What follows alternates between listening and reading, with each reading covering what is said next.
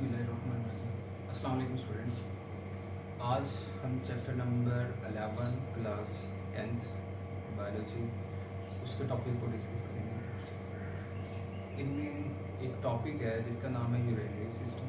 ठीक है, urinary system क्या होता है? इसको बेसिकली एक और नाम दिया जाता है excretory system. Excretory system excretion से बिलोंग करता है।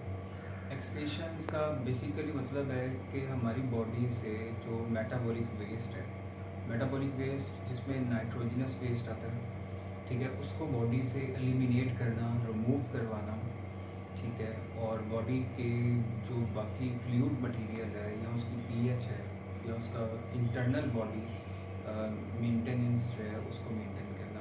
ठीक है, बॉडी के अंदर से वेस्ट का रिमूव होना इतना ही ज़रूरी है जितना कि हमारे लिए फूड को टेक करना।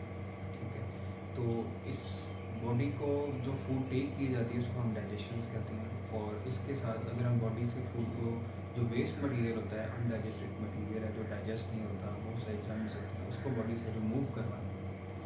ठीक है, लिक्विड फॉर्म में बेसिकली नाइट्रोजनस वेस्ट जो है वो लिक्विड फॉर्म में होता है, यूरिया जिसे हम कहते हैं। ठीक है, तो removing the nitrogenous waste from the body to maintain the internal condition or maintain the internal condition of the body is called excretions। ठीक है, और excretions में अगर हम देखें तो हमारे पास आज जो हम टॉपिक डिस्कस कर रहे हैं वो है यूरिनरी सिस्टम। ठीक है, अब ये जो एक स्पेसिफिक सिस्टम है यूरिनरी सिस्टम, और हमारी बॉडी में ये बहुत अहमियत का हामिल है।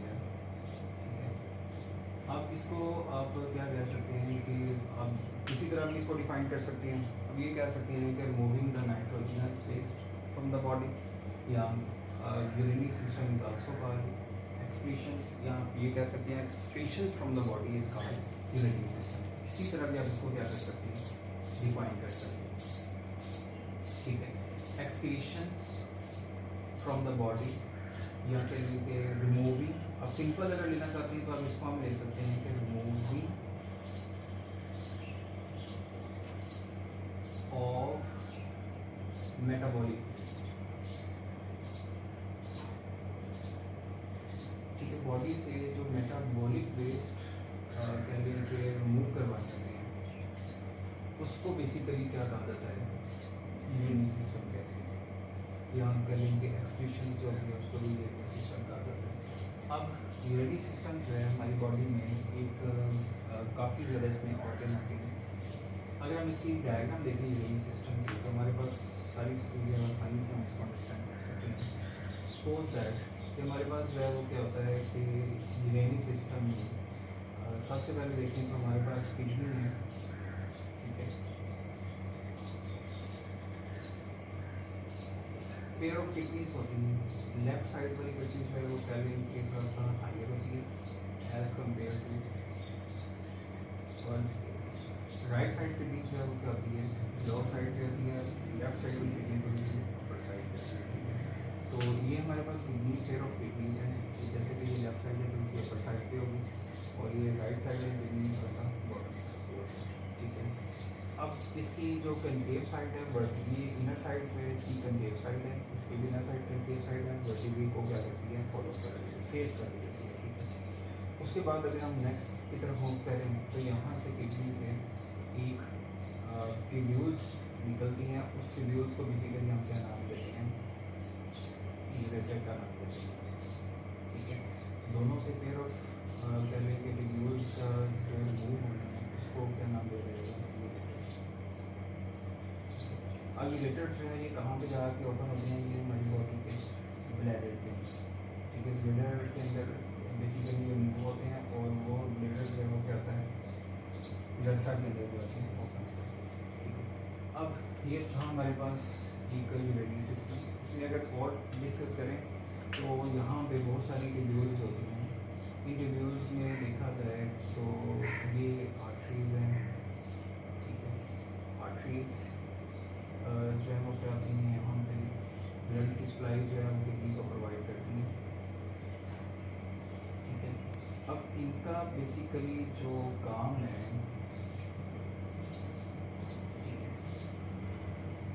उसके बाद आर्टरीज के बाद यहाँ पे वेन होती हैं, ठीक है।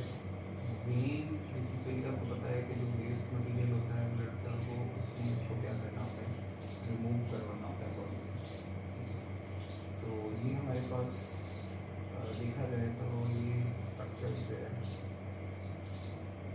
एक सिंपल सा मिसाल है।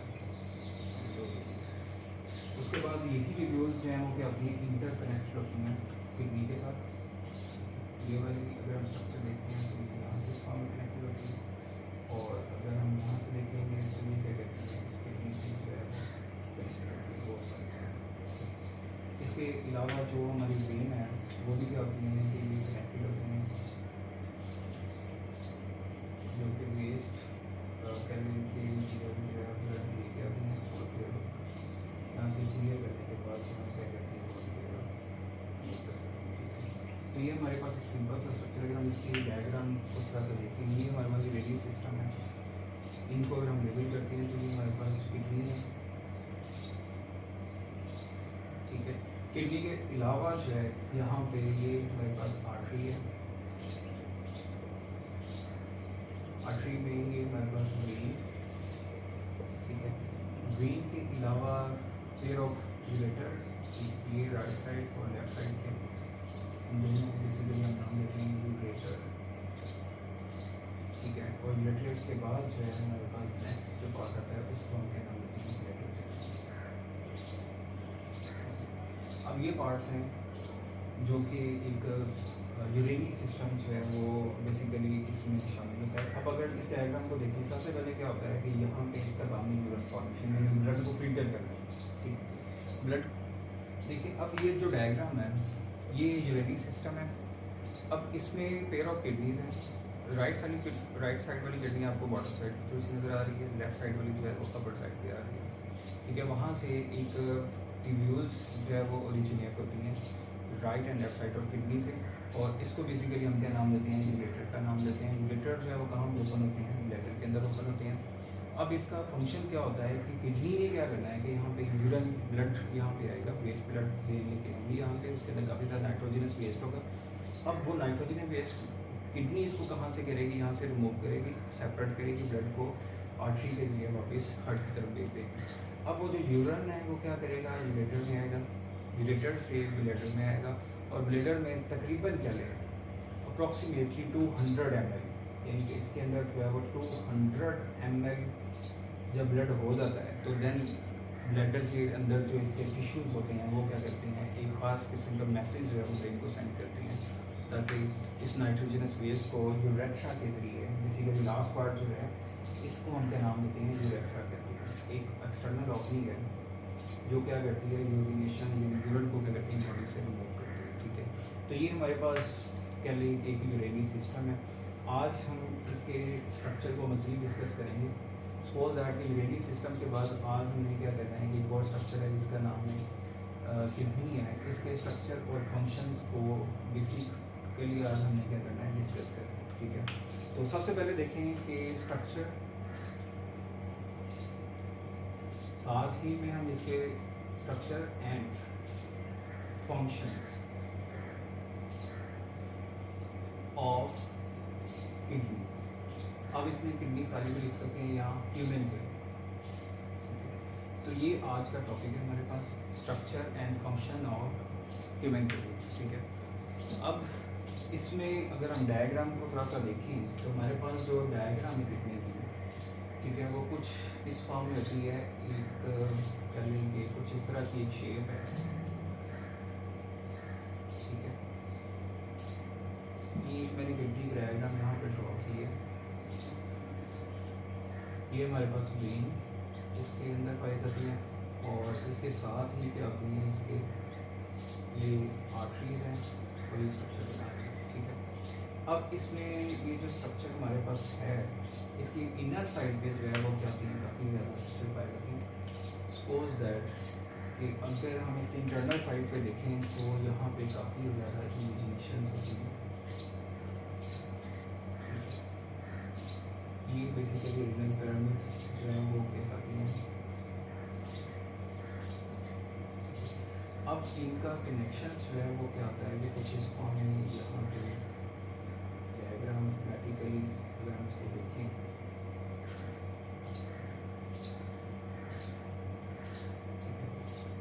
ये जो है वो एक वे ओपन हो रहा है, इस साइड पे भी ये सिमिलर उसी फॉर्म में क्या कर रहे हैं ओपन कर रहे हैं, ठीक है। अब ये था एक स्ट्रक्चर। किडनी के बारे में थोड़ा सा आपको पता होना चाहिए कि इसकी जो लेंथ है मतलब कि डार्क बीन शेप है, डार्क रेडिश बीन शेप इसका है, मतलब कि कलर होता है बीन शेप। आपने वो सील देखा होगा उसकी तरह इसकी शेप है। इसके अलावा इसका साइज़ जो है तकरीबन कह लें कि इसकी जो लेंथ होती है, ठीक है, 10 सेंटीमीटर अप्रॉक्सीमेटली उन्होंने यहाँ पर डिस्कस किया, 10 सेंटीमीटर तक इसकी जो है लेंथ होती है। अगर हम इसकी ब्रिथ देखें तो वो तकरीबन कह लें कि 5 सेंटीमीटर, ठीक है। और अगर हम थिकनेस देखें तो वो तकरीबन कह लें 4 सेंटीमीटर तक जो है वो क्या होती है इसकी थिकनेस होती है। अगर हम इसके वेट की बात करते हैं तो वेट जो है वो इसका कह लें कि तकरीबन 120 ग्राम, 120 ग्राम, ठीक है, इतना इसका टोटल वेट होता है 1 kg का, ठीक है। अगर हम इसके स्ट्रक्चर को देखें, स्ट्रक्चर में आपको जो नजर आ रहा है इसके दो पार्ट हैं, इंटरनल पार्ट में, ठीक है। एक और बात यहाँ पे हम ऐड कर सकते हैं, अभी जो हमने बात डिस्कस किया वो ये है कि किडनी का स्ट्रक्चर जो बेसिकली देखा जाए तो एक डार्क रेडिश बी शेप इसकी कलर के कलर होता है। उसके बाद इसकी लेंथ की बात करें 10 सेंटीमीटर इसकी लेंथ होती है, 5 सेंटीमीटर इसकी क्या होती है विड्थ होती है, और अगर हम थिकनेस की बात करें तो 4 सेंटीमीटर तक इसकी जो है थिकनेस आती है, ठीक है। अब थिकनेस के बाद इसका वेट जो है तकरीबन 120 ग्राम्स है, जो कि टोटल एक किडनी का जो है फॉर्म किया है, ठीक है।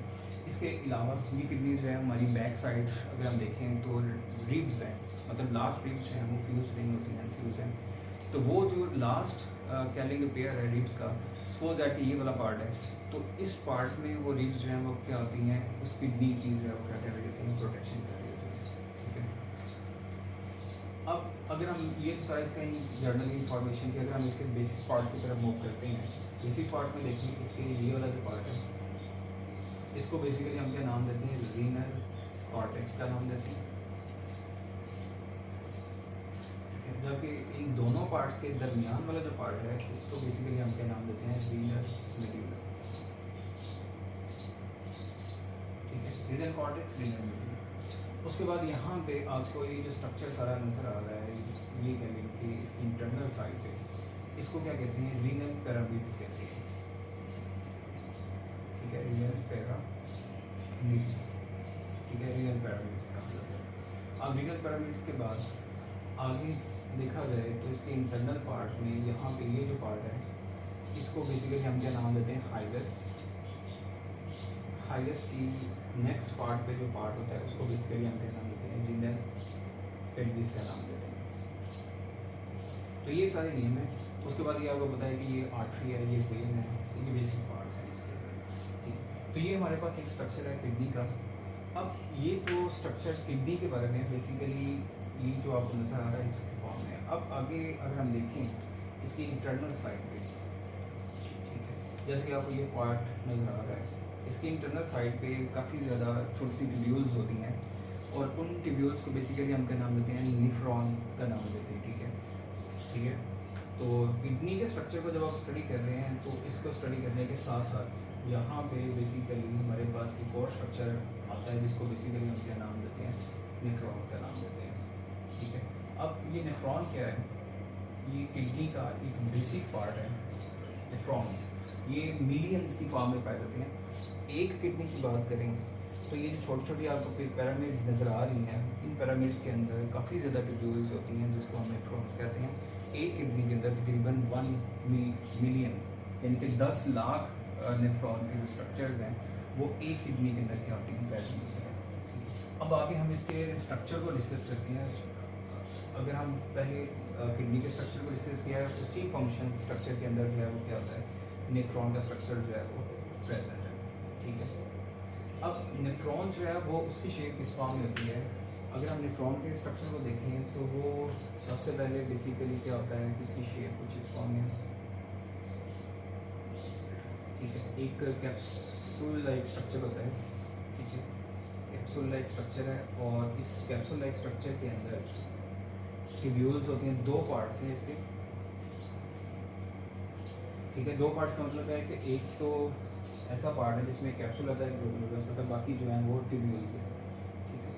तो इन ट्यूब्यूल्स में अगर हम बात करें तो हमारे पास ये ट्यूब्यूल्स जो हैं, सबसे पहले जब हम इसकी शेप को देख लें तो यहाँ से थोड़ा सा थिन हो जाती है, ठीक है। अब ये जो ट्यूब्यूल्स हैं, इन ट्यूब्यूल्स का एक स्पेसिफिक फंक्शन है जो क्या करती हैं, किडनी को यूरिन फॉर्मेशन में इसमें क्या करना होता है, हेल्प करना होता है, ठीक है। तो अब देखें कि ये हमारे पास एक स्ट्रक्चर है, इसकी इंटरनल साइड पे हमारे पास ट्यूब्यूल्स हैं, ठीक है। और अगर हम इसकी इनर साइड पे देखें तो काफ़ी ज़्यादा नेटवर्क होता है कैपिलरीज का, जो कि यूरिन को क्या कर रही होती है, फिल्टर कर रही होती है, ठीक है।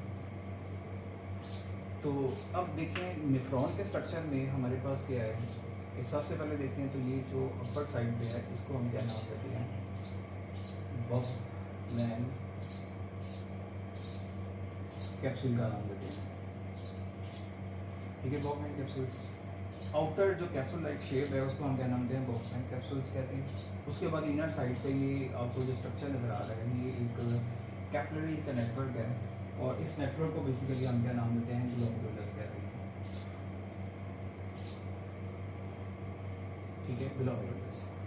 उसके बाद अगर ब्लड जो है वो यहाँ से इंटर हो रहा है तो इस पार्ट को हम नाम देते हैं अफरेंट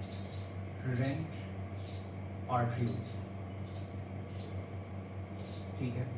यहाँ से ब्लड जो इंटर हो रहा है, अगर ब्लड यहाँ से आउटसाइड पे जा रहा है तो इसको बेसिकली हम नाम देते हैं इफरेंट आर्टरीज का नाम देते हैं, ठीक है, इफरेंट आर्टरीज।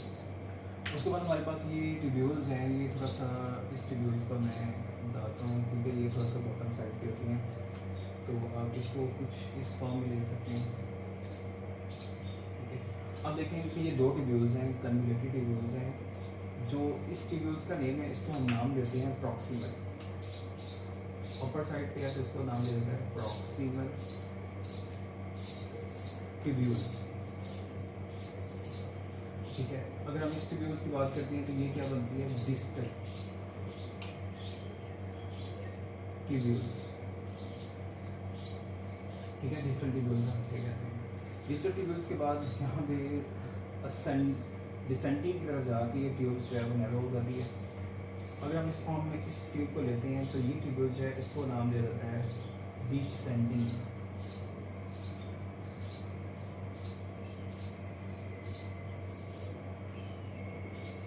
डिसेंडिंग लीव्स, ठीक है।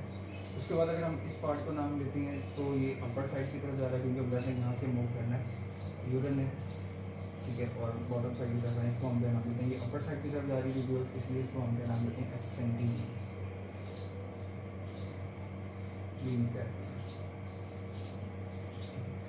और उसके बाद ये सारा जो कैलोरी मटेरियल है वो एक ट्यूब्यूल में कलेक्ट हो जाता है, जिसको हम क्या नाम देते हैं, कोलेक्टिंग डक्ट का नाम देते हैं, ठीक है, कलेक्टिंग डक्ट। अब ये कलेक्टिंग डक्ट जो है ये सारा स्ट्रक्चर अभी हमने नेफ्रॉन का डिस्कस किया है, ठीक है। इसको मैं दोबारा रिपीट कर देता हूँ। सबसे पहले देखें कि हमारे पास ये किडनी है, वी शेप है, और वी शेप में इसकी इनर साइड जो है वो कैनकेव होती है और वर्टिब्री की तरफ जो है वो कैनकेव फेस होती है। उसके बाद इसका वेट जो है 120 ग्राम्स है, इसकी जो लेंथ होती है 10 सेंटीमीटर है, और इसकी जो विड्थ होती है वो बेसिकली 5 सेंटीमीटर है, ठीक है। इसकी जो थिकनेस है वो तकरीबन 4 सेंटीमीटर का होती है।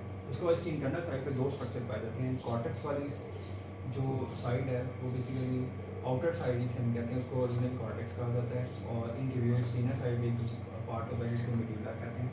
मेडुला के बाद आगे इसके अंदर एक काफ़ी ज़्यादा नेटवर्क है ट्यूब्यूल्स का, नेफ्रॉन का स्ट्रक्चर जिसको रीनल पैरामिड्स कहते हैं। पैरामिड्स के बाद इसकी इनर साइड जो कनकेव साइड है उसकी इनर साइड पे एक पार्ट होता है सेंटर में, इसको हाइलस कहते हैं, और हाइलस आगे डिलेटर में जब ओपन होता है तो उसको हम क्या नाम देते हैं, पेल्विस का नाम देते हैं, ठीक है।